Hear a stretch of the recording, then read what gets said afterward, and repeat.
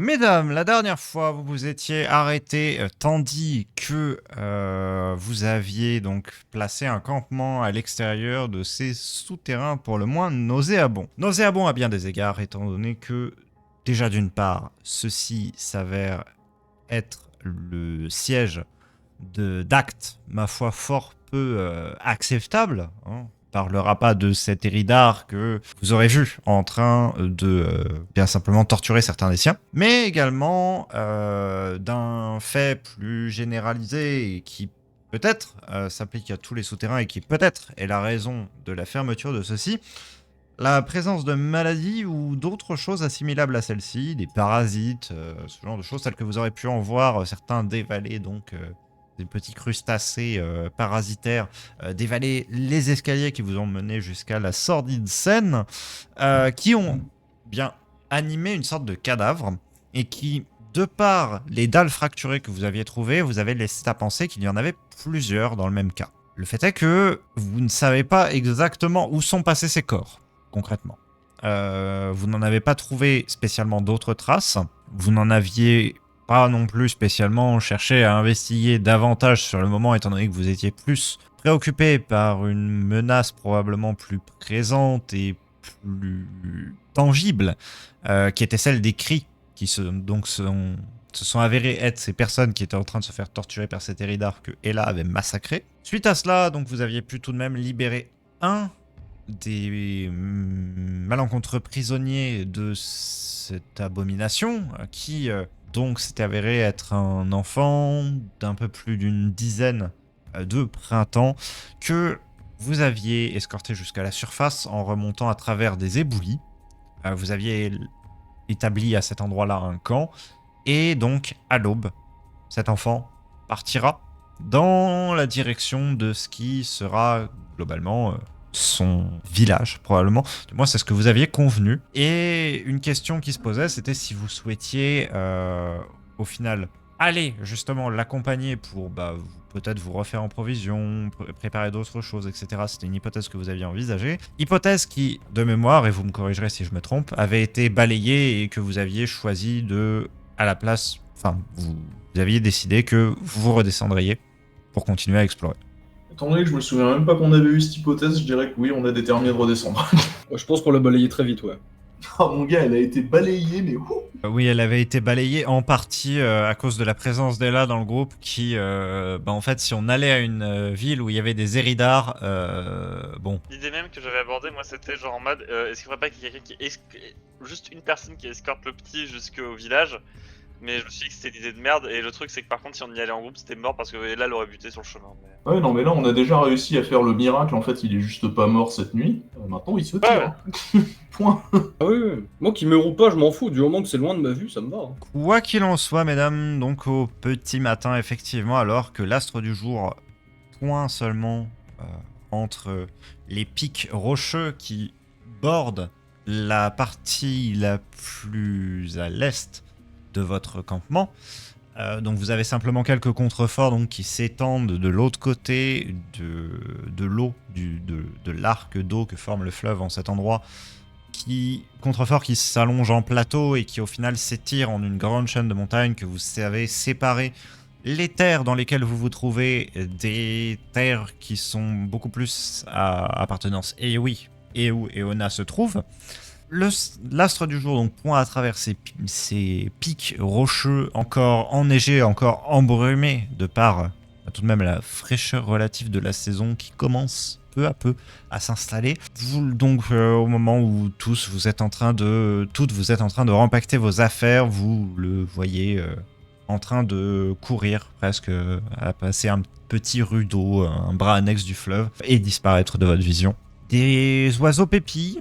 Il y a du gibier qui vaque à ses occupations, il y a des prédateurs qui se tiennent dans les arbres prêts à bondir sur leur potentielle proie.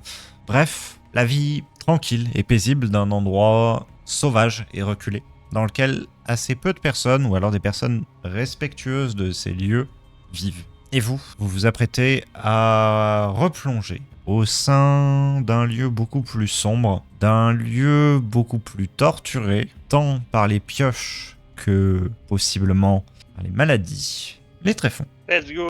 Belle ambiance. J'imagine que vous vous réharnachez à minima. Oui. Je veux qu'on refasse un double check des coutures. Vous vérifiez à de multiples reprises toutes les coutures, vous les renforcez pour les quelques accros que vous trouvez dessus, vous vérifiez simplement leur étanchéité, qu'il n'y ait pas de ces petites bêtes horribles qui puissent se glisser encore une fois à l'intérieur d'une combinaison.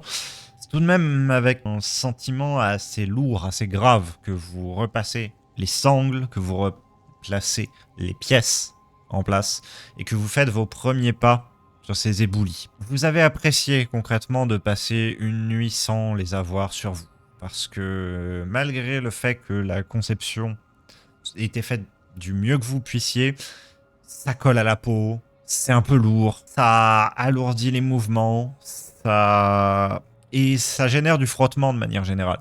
C'est pas quelque chose qui n'est C'est plus agréable une mort. à porter.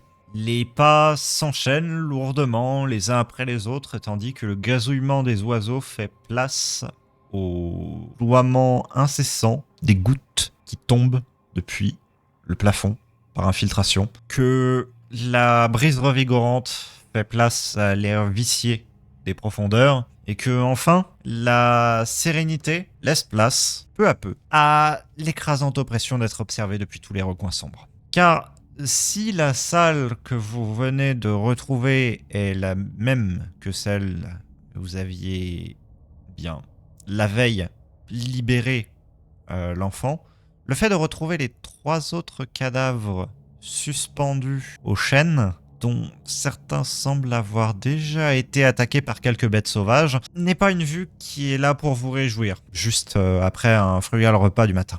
L'estomac peut-être un peu noué pour certaines, vous avancerez encore de quelques pas, et mesdames, s'offre à vous 2 choix.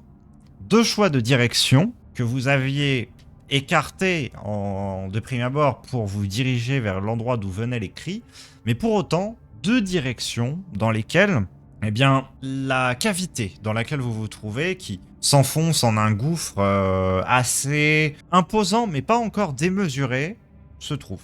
Il y a peut-être une 40aine, 50aine de pas de profondeur. Vous êtes en capacité de voir le fond avec vos torches. Juste, celui-ci est assez éloigné. Vous savez que si vous faisiez une chute du haut de cette corniche, celle-ci vous serait probablement mortelle. Les 2 chemins ont-ils des caractéristiques particulières? Genre, est-ce qu'il y en a un qui est plus, avec une pente plus aiguë, un qui, paraît se raccourcir sur certains endroits et qui pourrait fournir des chances de tomber, ce genre de choses? Pas vraiment. Et en réalité, même ce que vous êtes en capacité de voir, c'est que le chemin qui est le plus proche de vous, donc celui qui s'enfuit de ce côté-ci, vous est simplement masqué par une petite avancée rocheuse. Par contre, l'autre, vous le voyez distinctement et il semble s'avancer jusqu'à probablement un autre tunnel ou une autre cavité. Mais les 2 restent au même niveau. Pour moi, la question principale, c'est lequel des 2 chemins va le plus dans la direction de la ville en fait. Ouais, c'est ce que j'avais posé comme question. Pour moi, c'est la seule. C'est limite le seul truc qui. Oui. C'est juste ça qui doit mener notre décision ou pas. Difficile à dire parce que les 2 serpentent sur le pourtour de la caverne. Et donc ça va plus dépendre des chemins que vous avez par la suite, en fait. Au final, ce n'est qu'une caverne parmi possiblement tant d'autres. Moi, j'ai un bon feeling pour celle cachée par la corniche, là. Pareil, moi Moi, j'aurais j'aurais dit dit d'aller à l'autre. gauche. Ce que j'ai compris pour moi, c'est sensiblement, en fait, on a 2 chemins, on sait pas où ils mènent, on a juste une idée de ce que ça va nous donner sur les 100 premiers mètres, et ensuite on n'a pas la moindre idée d'où ça nous mène. Donc, dans le C'est un peu fond, ça. Oui. Après quelques pas au sein de ce couloir, la seule chose que vous remarquez, à part l'obscurité que vous repoussez avec le halo de vos torches, ce sont au mur des inscriptions. Des inscriptions qui sont en langue commune, écrites au charbon de bois, qui au début se font un peu repoussantes. N'avancez pas, cette zone est condamnée. Et qui, au fur et à mesure des pas, se font de plus en plus pressantes. N'avancez vraiment pas, n'y allez pas. Les morts sont là. J'avais dit qu'il fallait prendre l'autre. Non, c'est clairement par là qu'il faut y aller. Ah oui. Regarde, c'est marqué noir sur blanc, les Eridards sont dans cette direction. Bah non, moi je suis plutôt en train de penser, tu sais, aux 4 autres catraves qui sont sortis de du... Vous trouvez à être obligé de passer dans un assez étroit passage dans la roche, car en effet, la corniche se termine un peu en cul-de-sac. Il vous amène vers juste une fracture au sein de la roche. Vous avancez au sein de celle-ci, pas spécialement dérangé par le moindre décombre, le moindre éboulis. Et au bout de peut-être une quinzaine de pas, vous arrivez dans une grande caverne dans laquelle vous avez très facilement la vision, car celle-ci est en partie éclairée par une sorte de puits de lumière. En fait, il y a eu un éboulement du plafond de cette caverne.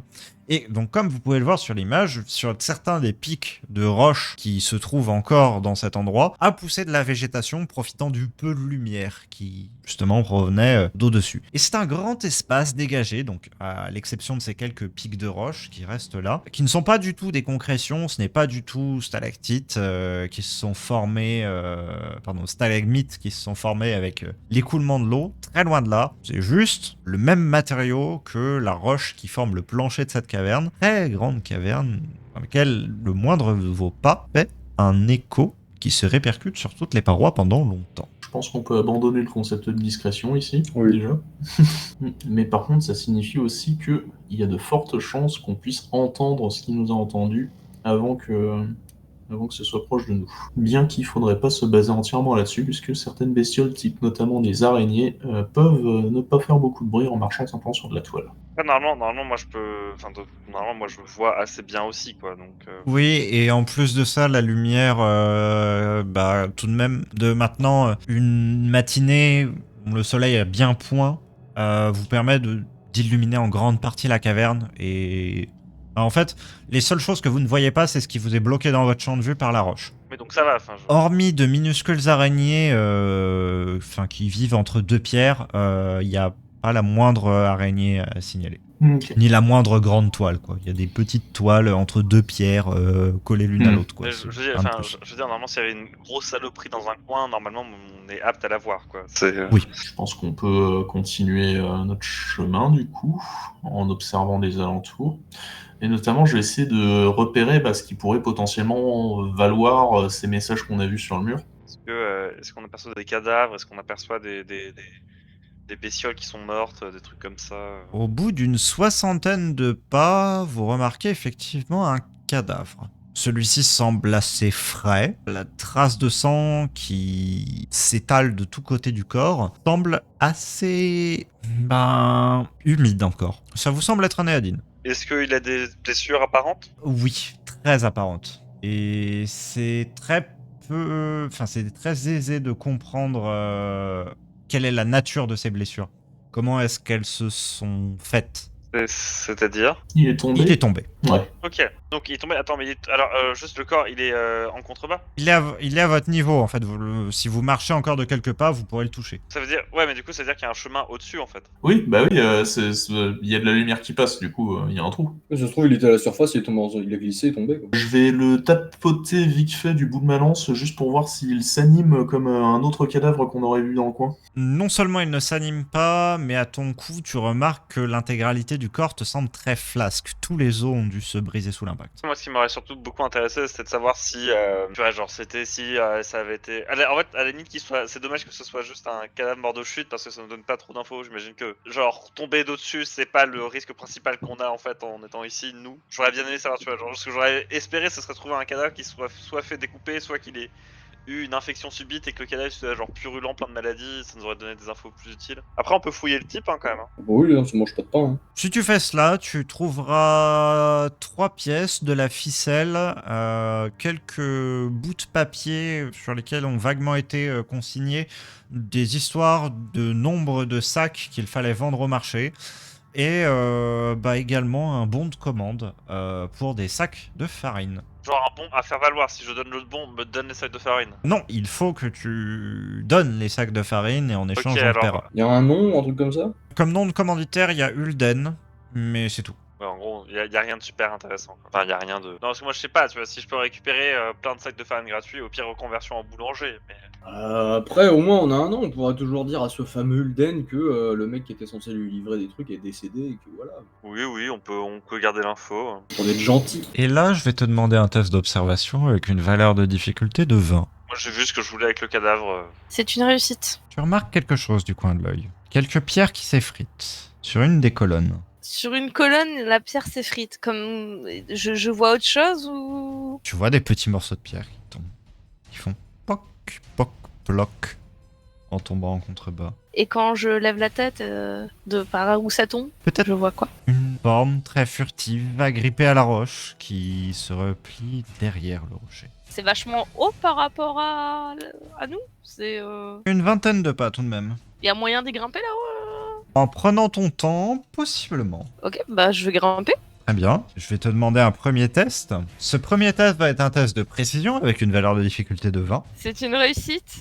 Vous voyez là commencer à grimper sur 7 colonnes de pierre. Celle-ci semble s'effriter à chacune de ses prises quelque peu, montrant que l'assemblage, bien qu'ayant résisté au temps, ne l'a fait que par le fait qu'il semblait intouché. Et des petits bruits de pierre vont attirer votre attention, hein, tandis que vous voyez votre compagne de route placer ses mains l'une après l'autre, ses pieds, pour trouver des appuis qui parfois ne sont pas des plus recommandables, mais qui toutefois progressent peu à peu. Et là, qu'est-ce que tu fous? Chut, chut, je grimpe. Ça, on le voit, mais pourquoi? Après, laisse-moi vérifier un truc. Franchement, je vais juste à regarder avec un air dépité. Les prises s'enchaînent, les pas également, parvient à monter jusqu'à une espèce de première corniche sur laquelle tu te hisses avec une relative facilité. Continue à ton ascension. Et je vais te demander une chose. Tu es actuellement sur un des pans de roche. Est-ce que tu souhaites passer sur le pan de roche d'à côté, donc en angle, pour te permettre de voir potentiellement ce qui a causé le petit éboulement, ou est-ce que tu veux vraiment avoir une sorte d'effet de surprise et donc continuer à monter à l'endroit où tu es? Ah, je vais avoir un effet de surprise. C'est toi qui vas être bien surprise et tu vas lâcher et tu vas mourir. Tu vas me faire un second test de précision avec une valeur de difficulté de 20. Tu poses une fois encore les mains le long de cette paroi rugueuse et désormais légèrement humide de par simplement les précipitations qui se sont abattues via le trou qui se trouve juste au-dessus sur les piliers, rendant cela légèrement glissant, n'aidant pas également la présence de la légère terre, de l'humus qui sert de substrat aux plantes qui poussent à l'apex de la pointe rocheuse. Malgré tout, tu arrives à trouver des points d'accroche, des points d'ancrage et également pour tes pieds, même si ceux-ci, tu sens que tu peux leur faire de moins en moins confiance. Tu es à peu près arrivé à la hauteur où tu avais vu les pierres tomber, se décrocher. Qu'est-ce que tu fais? Je bondis. Tu bondis où? Tu bondis comment là? Mais je suis en haut. T'es pas en haut du tout. Y a quoi alors? Je vois quoi? Bah pour le moment, tu vois rien. T'es la face contre la pierre. Mais juste au-dessus de moi, y a la fin de la colonne. Il y a encore une bonne dizaine de mètres. Ok, bah je continue à grimper. Elles doivent venir de plus haut. Tu vas me refaire un troisième test, cette fois-ci avec une valeur de difficulté de 25. Réussite. Avec grande difficulté, tu parviens à parcourir les dernières tractions qui te permettent d'atteindre en haut de la pointe. Tu sentais les roches devenir instables. Ton pied, plusieurs fois, on a fait se décrocher une qui s'est écrasée avec un grand fracas en contrebas. Tu parviens à poser un bras tremblant au sommet du petit pic de pierre qui est au final assez pointu et qui donc n'offre que peu de prise pour un repos. Quelques arbustes et quelques végétations piquantes qui vient te balafrer la combinaison se place. Tu parviens tout de même à te hisser en haut de cet endroit pour bien te trouver assise dans une espèce de boue spongieuse qui est bien le sol qui retient les arbres en cet endroit. Tu es désormais vois en haut. Tu vois des arbustes. Y a pas de trace de vivant dans les arbustes? Visiblement pas trop, il y a un petit oiseau qui s'enfuit en pépillant et qui... Et autour de moi, quand je fais le tour de ce que je vois, parce que en étant en hauteur, j'ai quand même un point de vue bien plus intéressant que mes compagnonnes qui sont en bas. Bah tu vois l'intégralité de la grotte, tu vois que il y a de la végétation sur quasiment tous les pics rocheux et au total il y a 7 pics rocheux au sein de cette caverne, tout et pour tout. Et autrement, tu remarques que t'es quand même un petit peu dans une posture légèrement dangereuse parce que, bien là, la légère brise que tu ressentais en contrebas dans la caverne est un peu plus présente, on va dire. Et en te tenant ainsi debout sur un sol glissant, en plus légèrement ballotté par le vent qui commence un peu à essayer de te chasser au final de l'endroit où tu es, tu t'accroches à un arbre et quand celui-ci commence à légèrement ployer, tu questionnes un petit peu ta prise. Bah, je vais me remettre accroupie et je vais quand même regarder, lever la tête en haut pour voir le trou en fait, la cavité par lequel le cadavre est tombé en fait, essayer d'examiner un peu ça. D'où tu estimerais que cela doit faire 15 à 20 pas de diamètre. que toute la roche qui s'est effondrée de cet endroit-là est tombée en contrebas. Ça forme une espèce de monticule entre les différentes colonnes de pierre. Et de ta position, tu détermines que les colonnes de pierre sont pas originaires d'éclats qui seraient tombés et qui seraient plantés, loin de là, mais plus en fait des incises de roche au sein d'une grande cavité karstique et dont le karst aurait été viré par l'eau. L'infiltration d'eau aurait fait simplement fondre cette roche très poreuse, aurait délavé celle-ci et aurait laissé la cavité telle qu'elle est, plaçant ces aiguilles rocheuses juste à la merci de l'érosion, ce qui donne désormais leur forme de pilier. Et on est d'accord que d'en bas, en fait, on avait quand même notre vue qui était bouchée par de la roche. Oui, par ces aiguilles de roche. Donc là, pour le coup, j'arrive à voir quand même au-delà de tout ça. Donc, et je vois rien de particulier avec la luminosité qu'on vient à avoir par le puits de lumière. La caverne qui se continue quelque peu, ainsi que quelques galeries annexes, mais en fait rien de plus que ce que vous voyez en bas, parce que en fait ce que je vous avais dit, c'est la vision vous est bouchée pour ce qu'il y a derrière la roche. Mais c'est tout. Et en fait, en te mettant plus élevé, ça solutionne pas non plus le problème, dans le sens que si t'as un pic de roche en face de toi, tu vois quand même pas ce qu'il y a derrière ce pic de roche. Et entre les pics de roche, il y a beaucoup d'espace. Entre certains, il y a 2-3 pas, entre d'autres, il y en a 15-20. Tu as un pic proche à 3 pas. Et je vais y aller. Comment? Tu es actuellement sur un pic de roche. Le pic de roche qui est face à toi est à 3 pas de distance de toi, mais en revanche, il va falloir que tu sautes légèrement plus haut. Tu vois que le sol... J'aurais préféré que ce soit l'inverse. Tu vois que le sol face à toi est aussi glissant que le pilier sur lequel tu te trouves. Ouais. Qu'est-ce que tu fais? En fait, il aurait été plus bas, je l'aurais fait. Mais là, il est plus haut. Et là, je le tente pas. Y a pas un autre plus proche qui est plus bas? Il y en a un autre qui est plus bas, qui est à 4 pas par contre. Je sais que je suis quand même relativement agile et 4 pas, en sachant que j'ai pas de quoi prendre d'élan. Ça peut être un peu chaud. 3 pas à la rigueur, ça peut peut-être aller, mais potentiellement que je plante mon arme d'ast pour me donner un peu de l'impulsion pour celui à 4. Juste, ça prend vachement de temps à faire ça, on est d'accord. Étant donné que elle est en relative sécurité en se tenant accroupie du coup sur son morceau de rocher, qu'il n'y a rien qui vient la menacer dans son équilibre. Pour le moment, elle peut y rester autant que vous voulez. Maintenant, vous en bas, effectivement, vous êtes libre d'agir. Vous pouvez lui crier des choses, vous pouvez aller faire d'autres choses, vous pouvez décider de l'abandonner à son sort, étant donné que de toute façon elle va sauter. En fait, non, mais moi j'ai envie de dire, c'est juste, de toute façon elle est en fait de haut, donc si j'essaie de lui parler, elle m'entend pas en fait. Il y a de l'écho, elle pourrait t'entendre, mais... J'ai un peu tourné autour du pilier, mais qu'est-ce qu'elle fout en essayant de choper un meilleur angle de vue, peut-être, mais... Moi je vais explorer la caverne, hein. Enfin je veux dire, de toute façon je suis en mode... Lixen, tu vas me faire un test. Il va s'agir d'un test d'observation, celui-ci va être sur une valeur de difficulté 15. Pour Evlaeris, tu vas me faire un test toi aussi. Ce test va être un test d'abstraction. La valeur de difficulté va être de 15 également. C'est une réussite de ma part. Je vais faire comme Lixen, mais en faisant un plus grand tour de la pièce. Réussi aussi moi. Tu vas me faire aussi un test d'abstraction avec une valeur de difficulté de 15. En faisant le tour du pilier, ce que tu constates, c'est que la chose qui vraisemblablement a fait tomber les pierres, que tu as toi aussi vu, mais que tu as eu l'impression en fait de voir plus que tu as réellement vu, et qui bien en fait a été plus confirmé en fait par le fait que Ella se mette à grimper que par vraiment tes sens.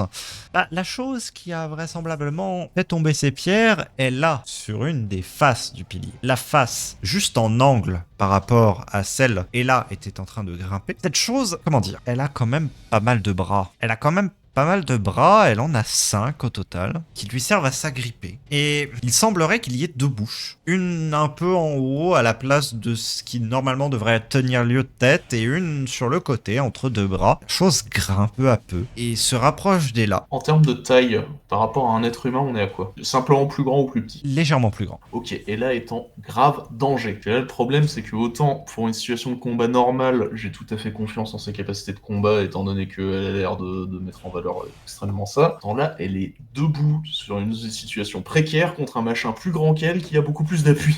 Est-ce qu'il y aura un individu qui est proche de moi pendant qu'ils font le tour de la caverne? Ce sera Evlaeris qui sera la plus proche. Elle fait le petit tour tandis que Quilla est en train de partir plus loin. Je vais m'approcher en essayant de faire du bruit avec ma lance, genre pour attirer son attention, genre, en tapant sur le sol assez lourdement, et lui montrer clairement le machin.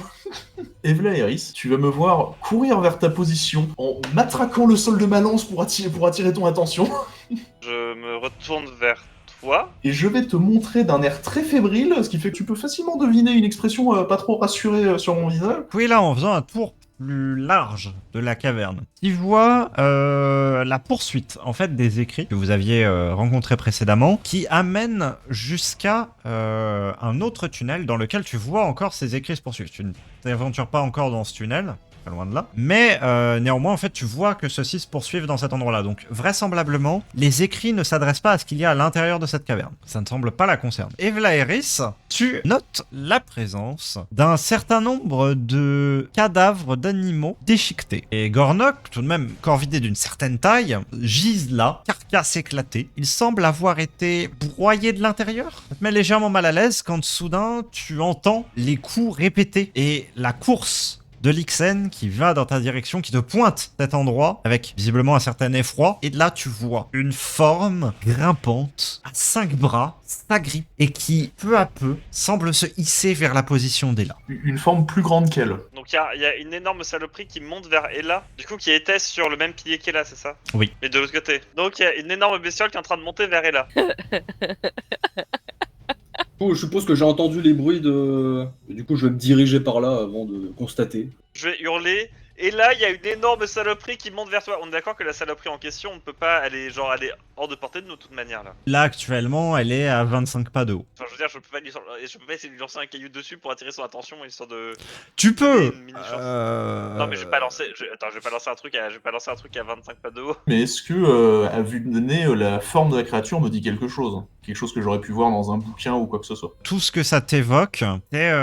tu sais qu'il y a eu... Comment dire? Dans la catégorie des choses résiduelles des âges de la formation, il y a ce genre de choses qui peuvent exister, qui sont des espèces d'hybrides entre des humanoïdes et des aberrations. Généralement, c'est le genre de cas sur lequel on envoie plusieurs gardes-lune et avec une grosse préparation. La grosse saloperie en question, elle est elle est faite comment? Est-ce que c'est ça a l'air un peu mou? Ça a l'air très musculeux et ça a l'air très osseux. Et là, il y a une énorme saloperie qui vient vers toi. Fais gaffe.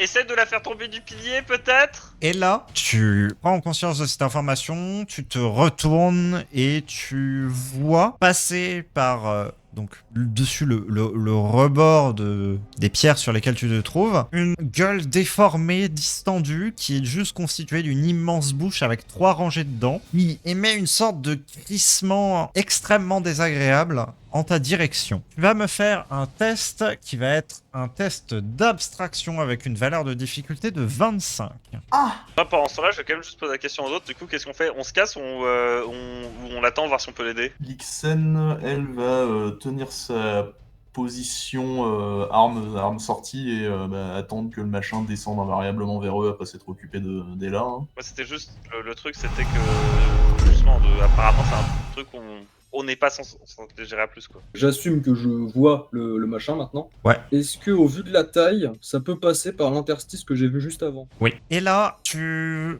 es un petit peu comme figé l'espace d'un instant sur place, tandis que donc ce cri résonne, tu ressens quelque chose que tu n'as jamais vraiment vécu auparavant, un puissant appel du vide contre lequel tu dois lutter de chaque fibre de ton être, une envie de sauter. L'espace d'un instant, tu comprends ce qu'il se passe. Tu comprends également les formes que tu as vues, que tu n'arrivais pas à discerner exactement en contrebas. Toutes ces choses, c'est son mode d'attaque. Cette créature pousse un cri qui force ceux qui l'entendent à y succomber et plus particulièrement à sauter dans le vide. Et l'espace d'un très bref instant, ton cœur te crie une seule chose: jette-toi en contrebas. Et je le fais pas. Mais ça passe vraiment très proche du fait que tu le fasses. Et de par ce fait, tu n'auras pas l'initiative pendant ce combat. Tu vois la chose poser une main pleine de griffes, une seconde main pleine de griffes qui n'a pas le même nombre de doigts, une troisième main, cette fois-ci avec une ventouse, et la chose se hisse, se projette sur une sorte de vague colonne au bout duquel semble être une espèce de pied de chair. Vous, en contrebas, vous voyez 2 silhouettes en haut de ce rocher, droites comme des i, qui se font face. Je vais espérer très fortement que tout le moment où elle parlait beaucoup de ses prouesses militaires, elle était pas en train de nous balancer des cracks. Et si elle meurt, on se tire. Hein. Écoute.